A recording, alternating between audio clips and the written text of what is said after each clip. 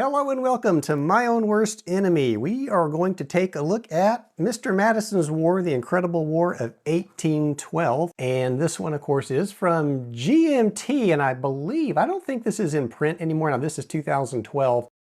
I don't think this is in print. I don't even think it's on the P500 anymore, so I don't know how hard it is to obtain a copy of this. Hopefully not too hard. I think this is a good game, so hopefully you can still find it, and maybe it'll be on the P500 again at some point. I don't really know. But this game is a card-driven game. It is a point-to-point map, as you can see, and it's along the lines of For the People, Washington's War, that kind of thing. It is a very, very fun game, I have to say. I've played this a couple of times, read the rules. The rules are not difficult at all. It is a very easy game to learn. Now, one thing about this game, this is the War of 1812, and it's a neglected topic, I believe. Now, I do have one other game on this war, and I think it's Amateurs to Arms.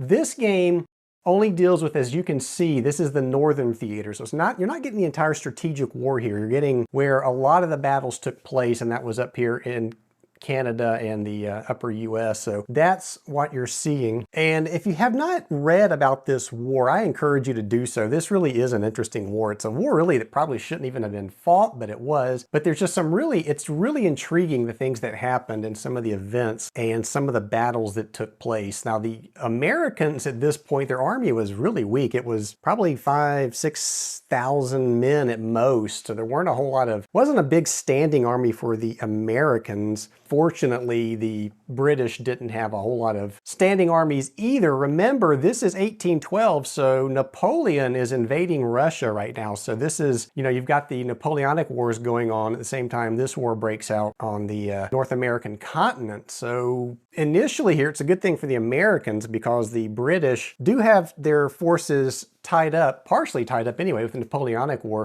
Now, we will see, I don't think I'm going to play this entire game, but as you get up into 1814, you're really going to see the British troops land and come in. The British regulars, the battle-hardened British regulars, some of those Napoleonic battles, showing up and coming into this war. And it's also important to note that at this time, the U.S. Navy was tiny, tiny, tiny. I think I read somewhere there were 16 ships total. It wasn't that they were poor quality necessarily, but they were definitely, just the numbers were not there. No match for the British Navy at this point. And like I mentioned, we are looking at the Northern Theater. So you're not going to see battle, like really one of the major battles in this war, I don't know if it's a major battle, but it was an embarrassing battle for the United States, was the Battle of Baltimore, when the British just came into Baltimore and just pushed the Americans aside. So you're not going to see that. You're not going to see the battle, the burning of Washington, D.C., and you're not going to see the Battle of New Orleans. And those are all interesting battles. In fact, the Battle of Washington, D.C., for you people who think that having a weather card to play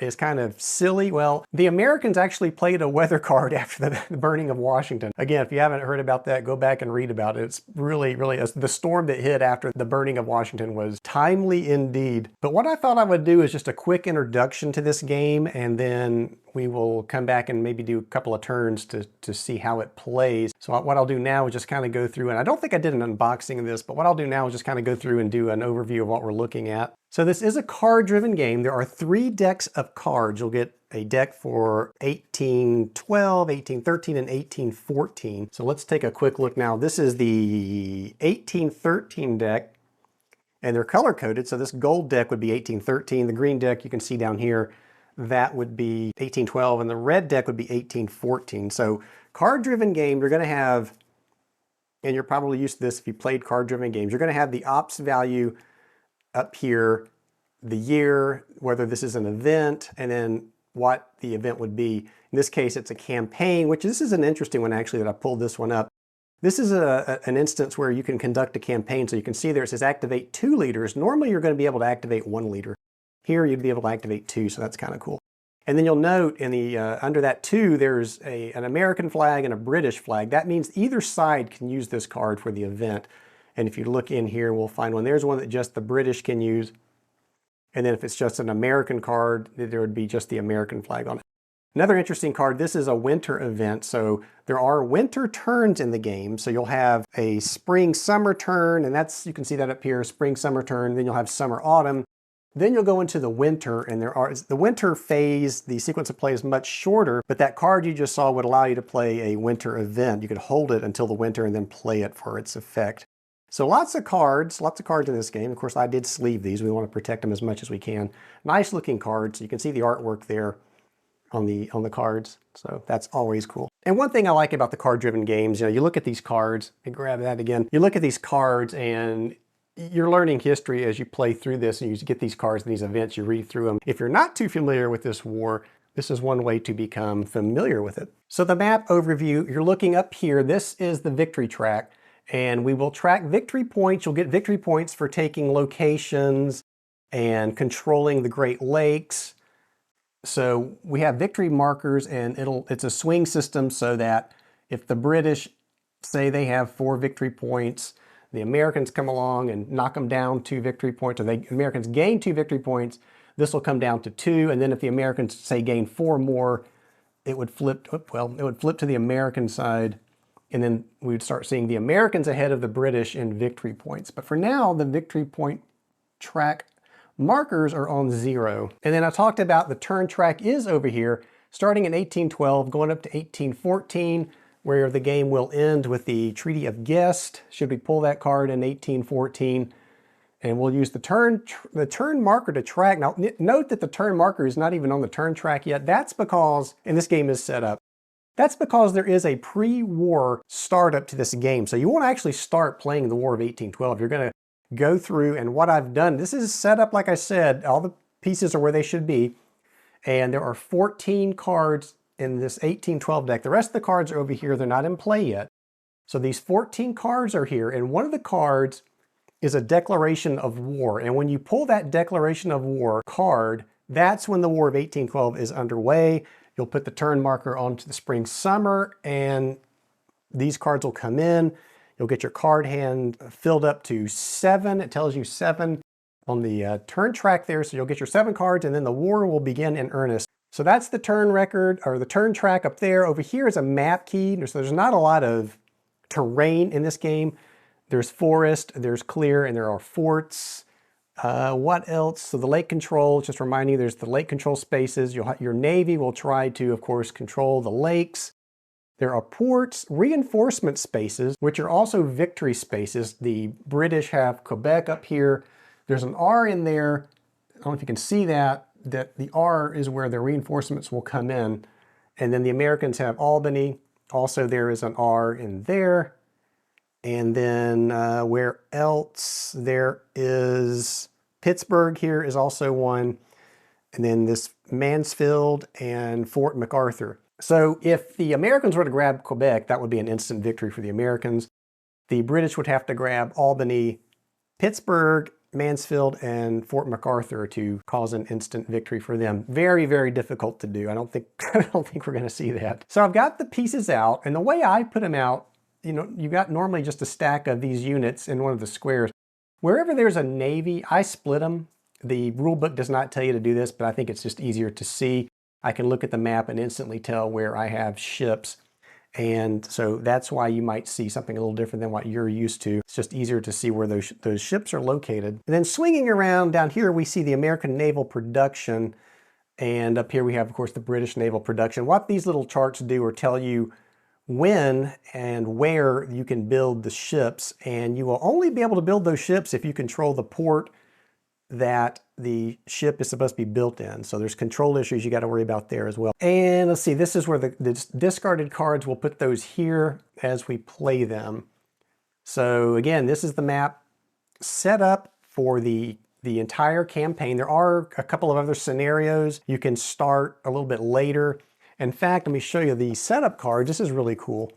So the game comes with these setup cards. So this is for the 1812 scenario. And I have set everything up just as it says. Now the reinforcement schedule is also on the card. So you can see all the way up through 1814. And of course the British have one of these as well. And in addition to those setup cards, you also get this reference chart here that you can look at some of the information that's in the rule book. Like I said, the rule book is well written. Now there is a living rule document on GMT. So this is actually dated, I'm using, and let me know if there's a newer version, but this is living rules dated February 2022. So again, the 2013 game, I think it was a 2013 game, is that what I said? 2012 game. And this is the most updated version of the rules. If you look through here, there's a lot. The changes are in blue, and there's very minor changes, just mostly clarifications to the rules. So an excellent rule book for this game. So I mentioned the Navy, the ships that are out. Now, there are different types of ships, so this is kind of cool. If you look down here at the naval transport cost, it identifies the ships that are in the game. So you have schooners, sloops, you have brigantines, corvettes, frigates, and a ship of the line can even come into play. They, of course, can carry different size units, and we'll talk about transporting naval transport when we actually play the game. And what else? Looking at the map, you can see the heavy dark lines. These are considered major thoroughfares. Hate to call them highways. That would be a very generous term to apply to these, but they were certainly the more heavily traveled paths. And so the units can move faster along these heavy lines. The dashed lines, of course, would be trails. So a little slower movement on those. There are these arrows that you can see. These are what are called major invasion routes. There are 3 movement points to traverse that. And you can go up the rivers up to a limited amount. It's hard to see on this map, but there are 5 dashed lines here. So anywhere that a square has a blue line, it means it's coastal. So you can actually reach these areas with amphibious landings, transports, those kinds of things. So anywhere there's blue, just note that that is a coastal settlement or fort. And what I will do now is zoom in. Let's zoom into this area so I can show you what's on these counters. So let's take a quick look at land units first. This is a land unit, this is, and this is. There are different types of units. There are militia, there are regulars. In this case, we see regulars. Let's see if there's a militia below this one. There is. So here you can see this is a militia unit. You can tell because these units have these C classes. So a C class unit would be a militia.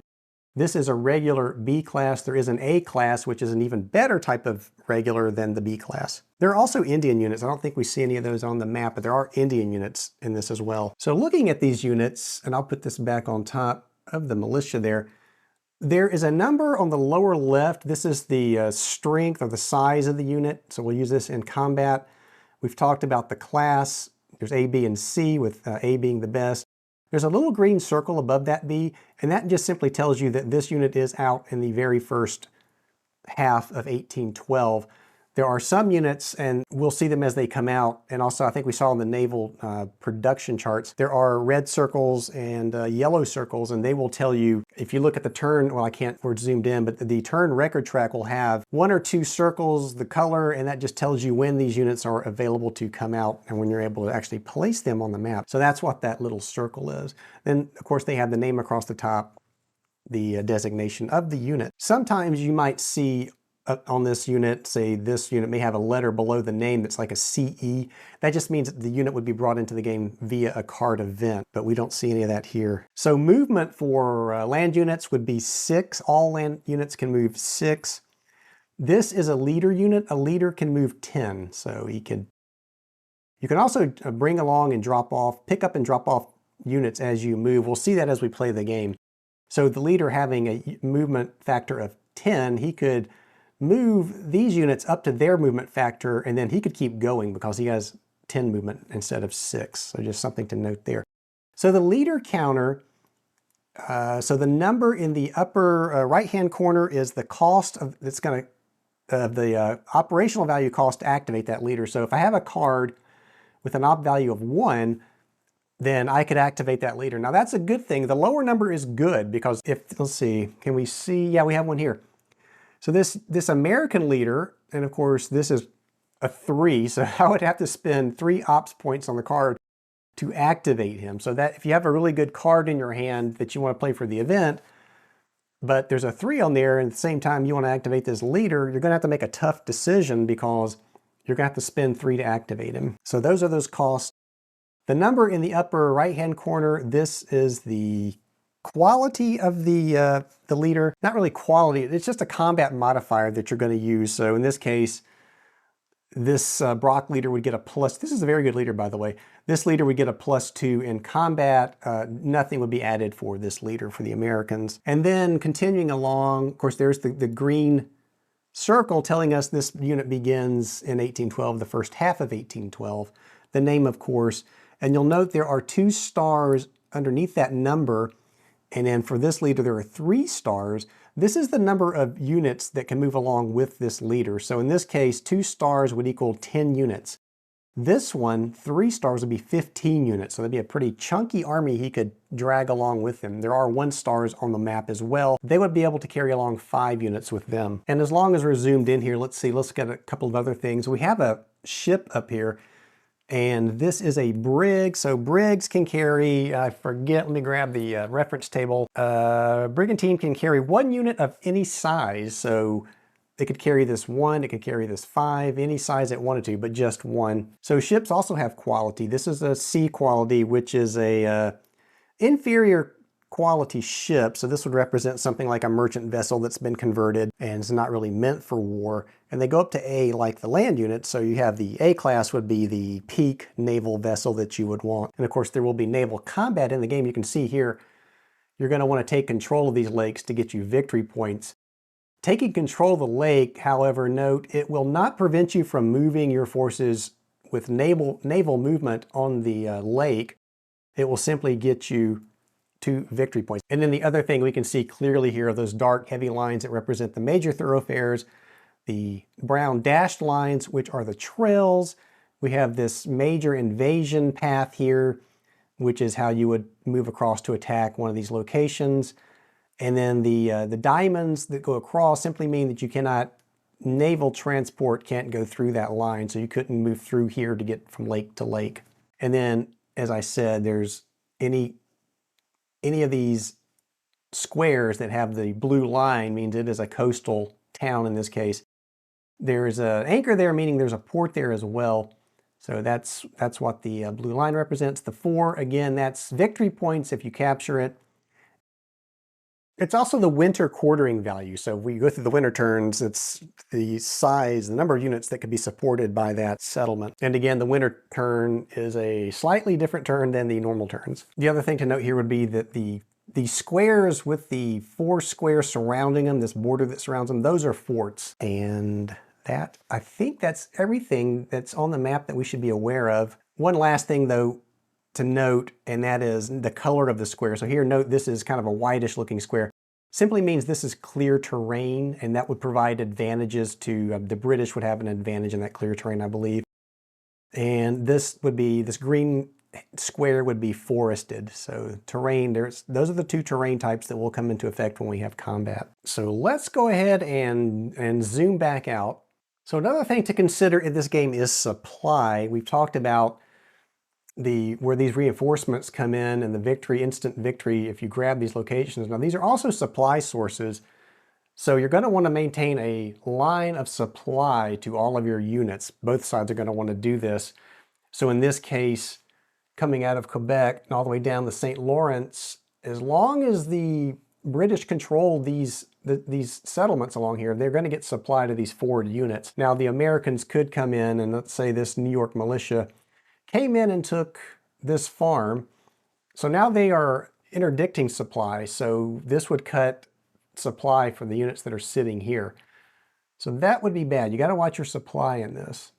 You can build depots in the game. So during a year, you could spend your cards, your ops value cards to build a depot. You would place a depot, you'd be able to draw supply from it. And then at the end of the year, at the end of the turn, rather, those supply depots would disappear. So you're going to have to watch supply in this game. Now, there aren't a lot of units in these stacks. The game does provide, let's see if I can grab one here. There are actually these divisions that you can use to mark, let's see if it'll focus. You can use these to mark stacks of units, so you can just put this out instead of a stack. I don't find it necessary in this game because the stacks really don't get that big, but it is nice to have those. There's a supply depot that I was talking about. So if you built a supply depot, you'd put one of those out on the board and that would be a supply source for your units. So I think that's about it as far as a quick components overview of this game. Like I said, we are set up here for the full campaign. The cards are ready to go. 14 cards out of the 1812 deck. Somewhere in there is a declaration of war card that when we pull, will start the war. So until we actually start that war, the cards, you're limited to what you can do with a card. Of course, you can't attack. The war hasn't started. So if I pull a card for, say, the Americans, and they have an ops value. I can't use it to attack the British because we're not at war. So there's mostly what's going to happen here at the beginning of this pre-war stage of the game. You're going to be very limited into what actions you can take. So if you pull a card that may give you instant victory points, you wouldn't be able to play it because the war has not started yet. So that's something to remember. Can't move into enemy territory, you can't enter lake control boxes, and you can't play for events. So in the pre-war stage of this thing, there's not a whole lot you can do other than maybe position some of your troops a little bit better than what you see here on the board. So I think that is it. If you have any questions about anything I've gone through, feel free to ask those in the comments down below, and I will address them before we start the first turn of the game, or not the turn, because like I said, we have to go through the pre-war phase first. So before we start the pre-war, if you have any questions, let me know in the comments down below, and I will try to answer those best I can. And when we come back, we will start playing through this game. If you liked the video, please give it a thumbs up. Subscribe to the channel if you have not, and I look forward to seeing you back here next time. Thank you for watching.